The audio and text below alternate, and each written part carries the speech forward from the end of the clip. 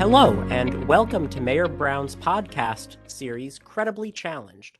This podcast focuses on risk management issues for financial institutions of all sizes, particularly those in the banking sector.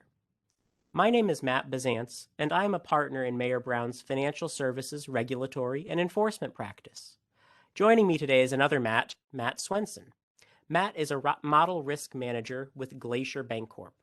On today's program, we'll talk more about model risk and how to manage it. Matt, thanks for being on the program. Thank you for having me. So let's dive right into it. Tell me a bit about the model risk management function at Glacier. I wasn't familiar with you guys as a banking institution before that, but it seems like you have a quite substantial footprint out in the Northwest.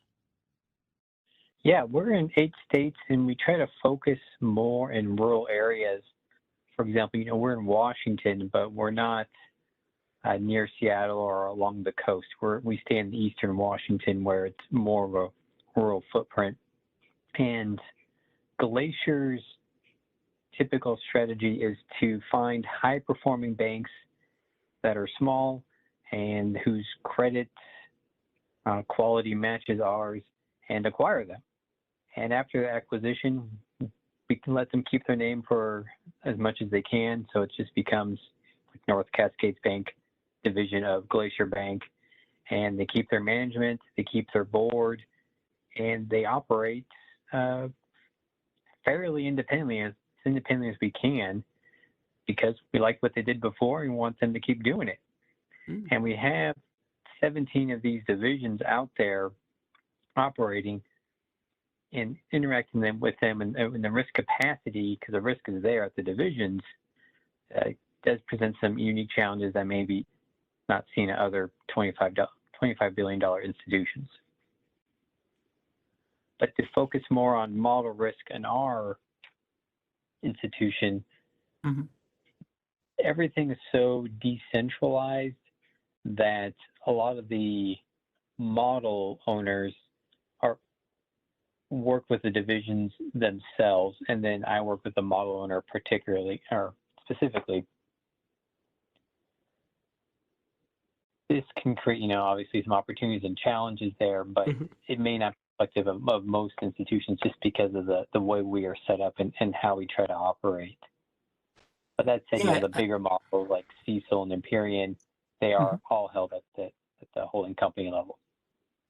Right. Well, it sounds like that your function is still pretty centralized as far as the model risk management piece, but then you have to deal with herding a lot of cats in all of the divisions. Correct. And that's also part of my other function. I'm I'd say most of my time spent on model risk management, but I also do regulatory notifications. I supervise our risk reporting. I look at and prepare our economic indicator reports. I have my hands in a bunch of different areas, which cause me to interact with different silos and the divisions, probably more than a normal model risk manager would do. So it gets a little bit confusing in my own head just to narrow down the model risk. Mm-hmm. So how did you become involved with model risk management? How did you get into this pretty central role for the organization? Yeah. I began my career as a branch manager, then became a commercial loan officer. And as we were acquired by Glacier, they were looking for someone to help prepare for DFAST at that time. We were going to be subject to DFAST. And I have a mathematics background and econometrics modeling. And the opportunity seemed to fit my skill set and just my desire to kind of get more into the numbers than what I was doing. And it became a good fit. And my background with kind of hands-on banking allows me to have perhaps more or different insights into some of the risk management functions, having done that myself. And mm-hmm. particularly the model risk, especially for like the CECL and, some of those mm-hmm. types of credit models, I'm able to add a little bit more value than maybe would have been typical from someone to just kind of come out with a degree in math.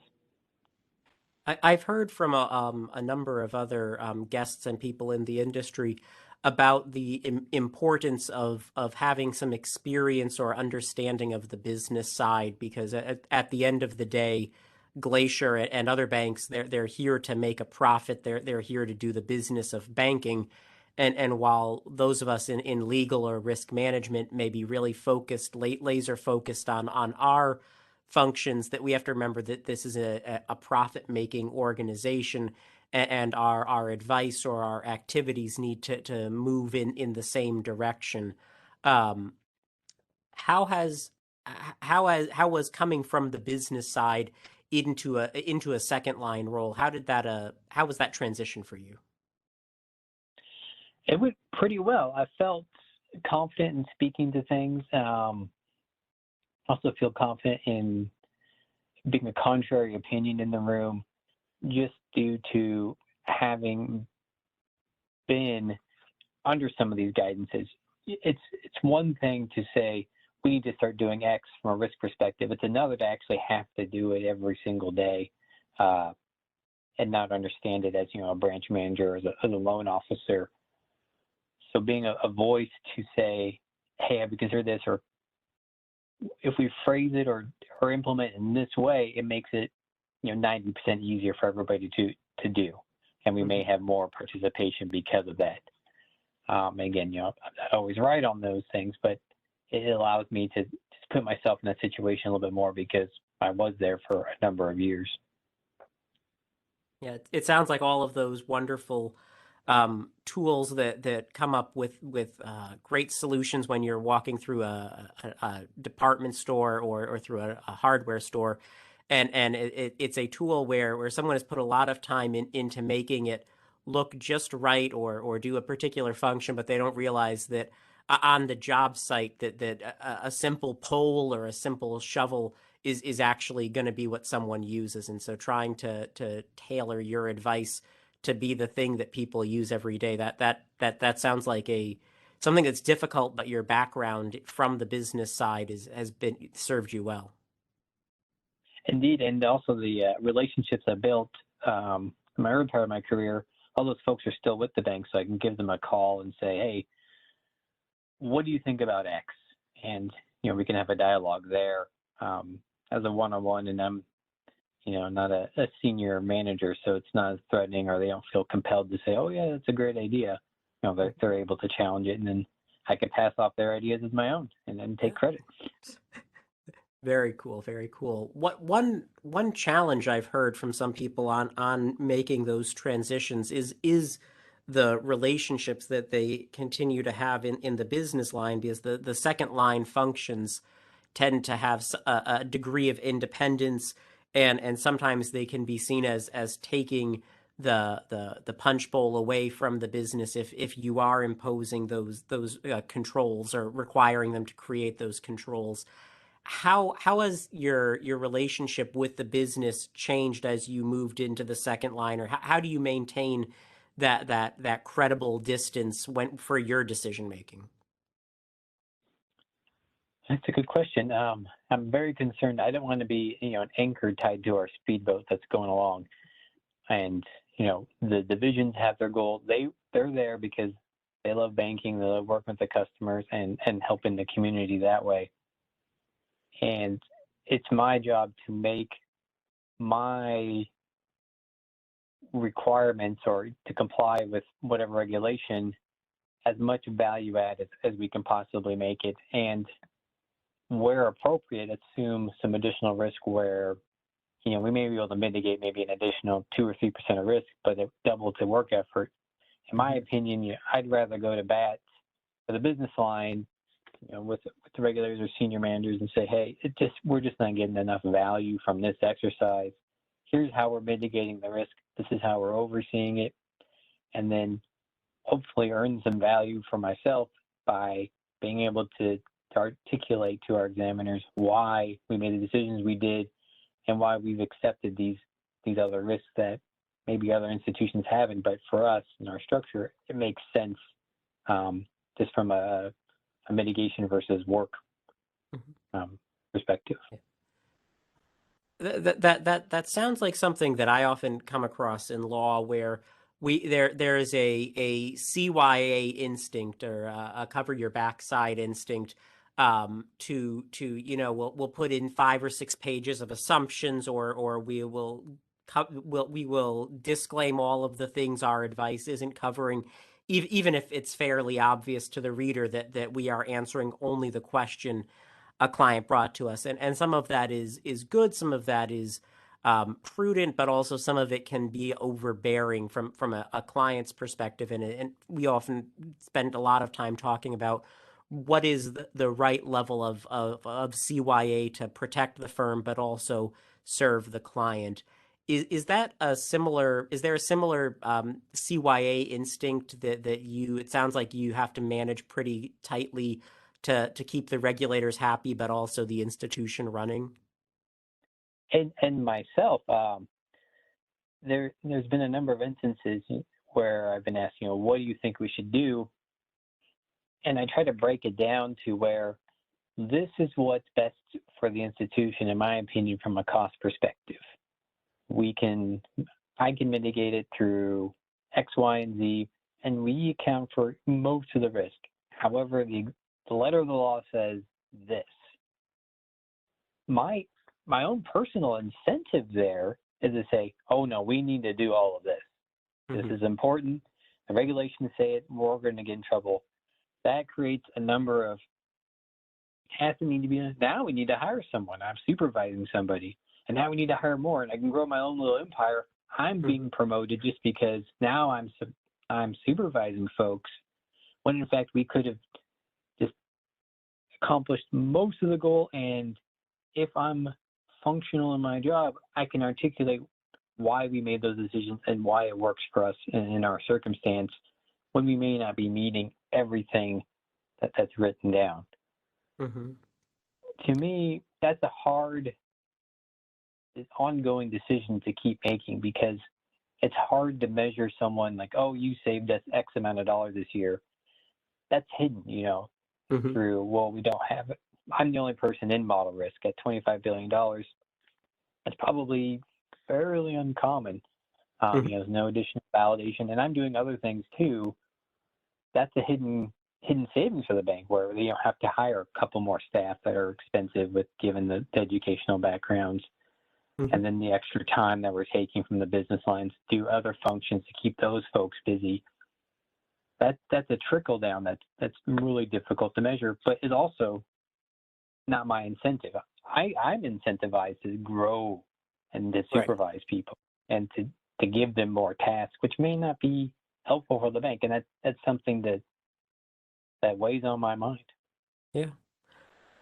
I imagine another thing that weighs on your mind where you are in middle management is trying to communicate the right priorities to senior management and make sure that they understand your recommendations, understand the decisions that you're advising them, understand these nuanced determinations you're making around, like, we can do this effectively with me as the one guy in model risk. We don't need to build out this 3-part system because of the nature of our operations, because I can put in place these controls, and here's how we can justify this position to the regulator. That's a pretty detailed discussion, but as you said, senior management doesn't always appreciate or have the time to appreciate things like that kind of cost savings, or maybe on some of the more technical points, they don't really understand the steps in the modeling process, the model validation. How do you synthesize your determinations or your recommendations for that limited time that senior management has for you? Yeah, try to short and to the point as possible. I would explain, typically, this is the current process and our current plan. Here's the risk we are assuming because of this, and this is why I think it's an appropriate risk. We can mitigate and eliminate this risk through, the hiring of an additional person who can now, they'll have the time to oversee these things, and then we can feed them other projects, but that person is going to cost the base salary of Y, and we're going to have benefits, all this other stuff on top of it, and just try to really just keep it to the point. Like, Mm-hmm. this is my opinion. This is why, and this is the cost if we don't want to go that way, in my opinion. And let them make the decision. Now, um, to go to a pretty technical point that I've been waiting on this series to have someone in model risk for that I could talk about this with is around model inventories and revalidation that I hear from clients all the time about the difficulty of maintaining a model inventory. Typically, it tends to be larger institutions that have many different product lines and the difficulties of maintaining it, especially for models that might be in like user created models. So something as simple as a spreadsheet or a script that someone is running on their desktop. And this extends not only to keeping all of these in an inventory, but then revalidating these models either whenever there's a change made or on an annual basis. And I've heard that can be quite burdensome for institutions. That sounds like a great question to ask you because of the decentralized nature of Glacier. But what are you seeing in this trend around inventorying and revalidating? Yeah, the inventorying, the expectations have come or been communicated that is clear. We can't just rely on like a one time a year. We're checking through our inventory and we're checking through model owners. We now touch base multiple times and have begun to reach out to folks who don't have any models associated with them, but that may. And just a couple of times a year say, this is what we're looking for. Give them the definition of models and then kind of explain, if I'm going to boil it down to is uncertainty in the output. Everything that you're not 100% certain that's coming out of it. And having those conversations, but because we're so decentralized, but everybody kind of feeds into someone else. So I try to maximize my time with the department heads at Glacier, who then oversee the divisions and oversee their departments, so that we can have an effective conversation around model risk and ensure that we've got everything that they're working on and any tools that they have also in our separate tool inventory that we also keep track of. What I tell examiners is I feel like we have all of our high and moderate risk models. Are there some low risk models out there that are floating around? Sure. I'm going to keep hunting for them. I'm going to try to find them and add them to our list. But there's probably something out there that is just no one thought of as a model or thought of as a tool, and it's just sitting there being used and no one's checked it. But I'm fairly confident it's not a high or a moderate risk impact to the. Yeah. And earlier this year, one of the deputy comptrollers from the OCC was talking to Congress about model risk in the context of artificial intelligence, and he went through some of the different areas of model risk, like in credit underwriting, in AML, in just all the places where models can be used. All what you're saying, all the diverse places that may or may not use models. That got me thinking that one part of your function is kind of second guessing all of these different owners or users of models in different parts of the bank, even though your prior experience was more on one part of the business.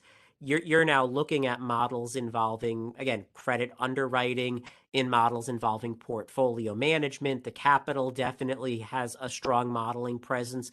But then you get into some of the things like a model around suspicious activity identification. And so you maybe aren't always in a comfort zone, and you have to express disagreement and say, look, I disagree with your rationale for this or your way of documenting it. How do you handle those disagreements when the other person may have more subject matter knowledge in the risk being addressed by the model? So far, I've been very lucky to deal with peers who are very welcoming to challenges, and they find value in the exercises that model risk asks them to do. And they want their best model, and they don't want to have their own hand slapped by the examiners because their model's failing them. without proper challenge or documentation. So I think having a good relationship and those folks being on board is really helpful. But in terms of my own comfort level, and that I try to be upfront with my ignorance and then asking a number of questions, just trying to dig deeper and help my own understanding. And sometimes it just comes through in those questions where like, maybe this assumption doesn't make sense, or maybe it is too high tuned. Mm-hmm. But speaking to like BSA, those types of things, we do hire a third party to come in and validate those when it's time or when there's major change. Just because of that, fact, they're going to have a background that I don't have and know when things just don't feel right, Mm-hmm. and challenge some of that stuff. I'm a part of that process, but we do rely heavily on those third parties. And my perception is that even though the main model risk guidance is about 10 years old, there have been these various places where there have been add-ons, and there's also just the general supervisory expectations that seem to be ratcheting up, or some may say trickling down to banks of Glacier's size. Some might say it's these institutions are being put in a place where they're too small to be able to dedicate all the resources that examiners want to these specialized things. And I'm sure you would love it if you could just hire an outside validator or expert for each thing, but that's, again, like you said, not a good use of the bank's resources. How are you managing those increasing demands around things like documentation or around subject matter specialization? Yeah, I think I heard something. It was like all regulations local, and the team that comes in the Glacier, we really value as partners. They want to see us succeed, and it's fairly evident. Their comments and their suggestions have thus far all been pretty value added and make sense from my perspective. Like, yeah, perhaps we weren't as strong there as we should have been. Just an oversight on our part, or we didn't understand the risk there. Thus far, I haven't felt them to be too onerous on their expectations for model risk or anything else related to risk. We've had a good experience, but I think that's part of like the CYA, and we have peer banks that, in my opinion, are overstaffing and perhaps over documenting some of these things. And that's also peer we're now being compared with from our regulatory team. They go visit X bank, X bank's doing Y, and why aren't we doing that? And you're looking at the resources they've allocated to it versus us and what they're getting for that. Again, that I think is the biggest pressure we face is our peers. I think a little bit kind of succumbing to some of that pressure to empire build and to increase the workload on their business partners when they can mitigate and understand and articulate what the model is doing with much less, I think, effort. Yeah. But we'll see. We're coming up with another examination this fall. Yeah. Yeah. Well, I will say that I have heard about the war for talent, and sometimes I wish I had gone to school for math or engineering instead of law, because it certainly seems like a great hiring environment for people with that kind of knowledge in applied math and the ability to use it in a financial institution. Particularly for banks that are outside of the largest cities, it can kind of create a war for talent, and it can create a need to find people with the right background. I know you said the model risk function is pretty small at Glacier, but thinking maybe about just the general risk management function, what kinds of things do you look for when hiring someone at Glacier and into risk management, or what are the traits of someone who you know is going to be a good risk analyst for you? I think the first thing that I look for is someone that will be, a team player that isn't afraid to reach outside of their assigned duties to help out a team member, or cover during the vacation, or just wanting to expand what they know, what they can contribute. You can teach them banking, you can teach them the math behind the validations and all that stuff, but you can't give someone a positive attitude, or someone you want to come in and work with and interact on a major basis for 8 hours a day. Mm-hmm. That's hard, and it's a nebulous thing to pin down. Experience is important. Background, just the ability to demonstrate to me that you've learned these skills and that you're pretty self-driven to keep improving. One thing that our leader is consistently hammering on us is that if we're not evolving, we're falling behind, and we got to constantly looking at ways to improve things, either through efficiencies or doing more, because the expectations just continue to increase every year for us, and we need to make sure we're exceeding those expectations, and we're ahead, not only to stay in the good graces of our examiners, but that's just good business. A lot of those expectations are there for a reason, and they'll help us succeed in the long run and mitigate our risk. Yeah. Do you see yourself continuing with this significant focus on model risk management, or like you said, you kind of have a diverse portfolio? Is there another? Are you seeing this as something you're going to grow in, or are you going to continue to have a pretty broad portfolio across the bank? I would guess both. We're going to really we're putting in steps, and we're maturing our model risk program and growing it and growing the scope of what we cover. At the same point, I think I'll be looking and handling some of our ESG, particularly the new environmental expectations coming out through the SEC, handling that project, which puts my fingers in a lot of different pies, and keeps my job interesting. And I'm lucky to have a supervisor who encourages diversity and in terms of what you focus on, so we don't become too siloed and just focused on our own niche area. That's a great perspective, and I've been working with several colleagues on the SEC proposal that you're talking about, and I certainly think it will be a tremendous amount of work, particularly for the smaller-ish public companies. And even though you're 25 billion in assets, that's compared to most public banks, that's farther down on the chain, and so that is going to be a huge lift for you guys, and I don't envy you on trying to do some of those calculations and slice some of those risks into the fine line items that the SEC is contemplating. Yeah, it's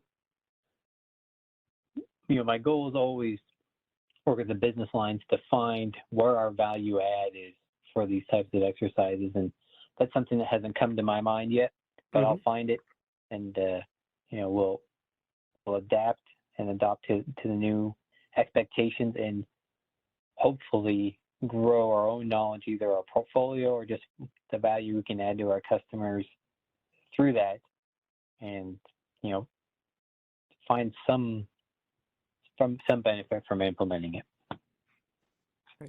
Well, thank you for your time today, Matt. I appreciated you joining me here on Credibly Challenged. I think we learned a lot about your role in model risk management and some of the techniques you're using to make your bank run in an efficient way and best use your resources. And I greatly appreciate those insights, and I think our listeners will as well. I also want to thank our listeners. We wouldn't be here without you tuning in, and so thanks for that, and please stay tuned for our next episode.